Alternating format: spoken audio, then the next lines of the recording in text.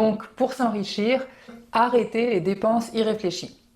Je parle de dépenses irréfléchies dans le sens où je ne suis pas en train de te dire que tu ne pourras jamais plus acheter spontanément quelque chose dans un magasin qui te plaît. Mais qu'avant de l'acheter, ça vaut la peine de réfléchir et de se poser les questions suivantes. Par exemple, est-ce que ça m'éloigne des objectifs financiers que je me suis fixés? Est-ce que cet achat est vraiment aligné avec mes valeurs et mes priorités? Est-ce que j'en ai réellement besoin? Combien de temps est-ce que je vais vraiment l'utiliser? Et enfin, est-ce que je pourrais l'acheter moins cher ailleurs?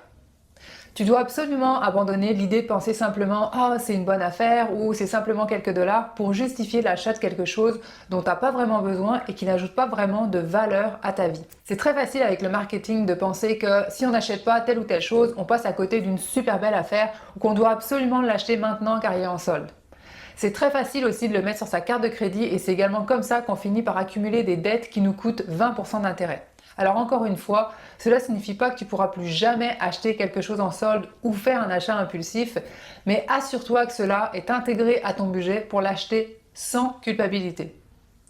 Pose-toi des questions pour faire des achats qui sont en harmonie avec tes valeurs et tes priorités en t'assurant que cela ne t'empêchera pas d'atteindre tes objectifs financiers.